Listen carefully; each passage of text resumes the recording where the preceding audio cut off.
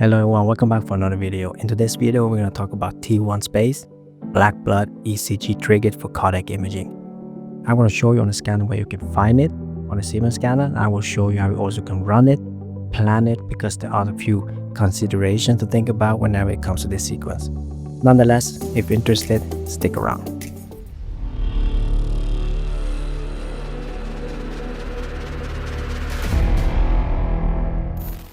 For those who are new, my name is Back again. I'm an MRI radiographer. In my channel, I'm covering things from basic to advanced MRI topics, tutorials just like this one.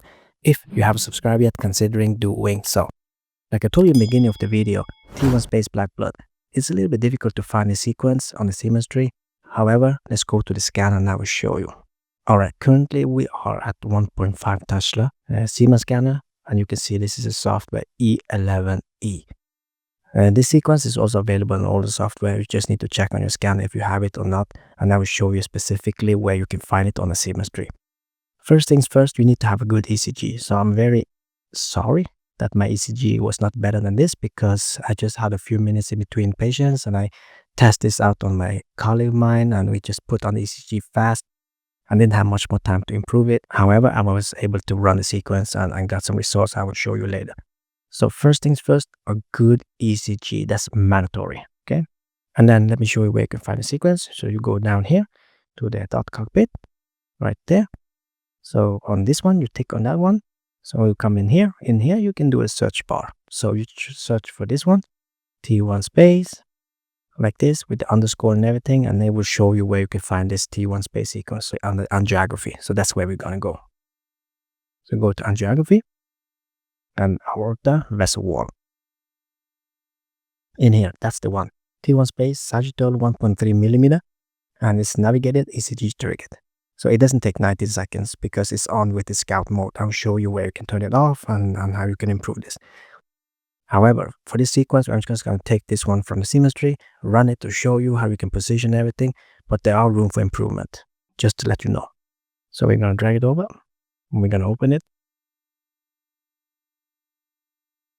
Before we continue, the localizer you see here, the coronal, sagittal, and transversal plane, they are all free breathing. I need free breathing localizer to position my navigators. I know exactly where the liver, the top of the liver is lying whenever the patient is breathing freely, because this T1 space here is a free breathing navigator triggered. So that means that you cannot put on the navigator on a breath hold sequence. You need to put it on free breathing. So we open the sequence. I just want to pull the navigator a little bit away so I can see where my slices are. So we're going to try to do this as a oblique sagittal, more like a candy cane view. So let me show you. Just going to try to position this one. Like that.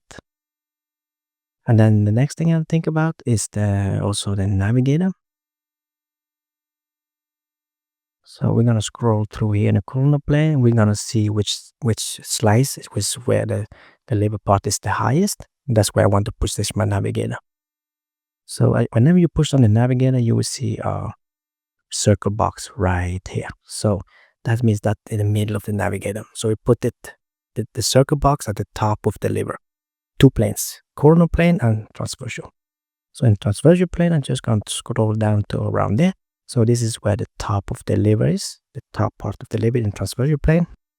And I'm also trying to position that in that plane as well. So like this one. So more or less now I'm happy with the navigator. I'm also happy with the planning. And then I go here. So I want to check on the B0 shim, the green box. Just try to shim it a little bit better for more homogeneous and make it a little bit better. Like that. And then I go to physio, the physio card. Here I just do the capture cycle, nothing more, just the capture cycle. I'm making sure that the ECG is working properly, the capture cycle. So only capture cycle. And then I go to the pace mode. The pace mode controls how the patient is breathing, right?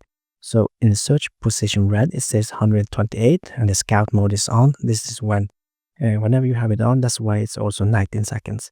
So we turn it off, that will be the real scan. So the scout mode takes around 19 seconds just to figure out where you should write on the position of the breathing of the patient. So let me show you. Turn it off. So this one takes around 5 minutes. And then I do the copy and go. So the reason for that I will try to explain to you very soon. Just let the sequence run a little bit. Okay, so as you can see, I will stop the video a little bit. As you can see here, it's I already wrote in 128. So the patient is also breathing 128, so that's perfect position. You get a very good acceptance window. So if the patient is breathing a little bit different, let's say 150, you need to change this to 150. That's why I also have a new sequence here ready. So whenever the search bar is automatically correct to, let's say, 150, and then I will know that, okay, I will change this one to 150, stop the current sequence, and run a new one directly. So I will get acceptance window, good acceptance window from the beginning to the end. So it's not using the time to do the search. So this one is good now. So that means that I'm gonna keep 128 like I wrote, and then I'm just gonna delete the sequence I have ready, like this one, then down with there. Just gonna delete that one. I'm gonna run the current sequence at 128 as it says here. It's 129 now, so it's a little bit adjustment. It depends on how the patient is breathing. So the most important is the patient is breathing consistent. It's very important, and then good ECG, and then that's about it. So let me show you the results. The results of this scan was like this, and of course there are room for improvements. One of the things is the better ECG. I didn't have a good ECG there. Another thing that you can make the sequence even better. There are room for that. And this is just directly from the Siemens tree, just the overall sequence, so you can see how it is, and you can,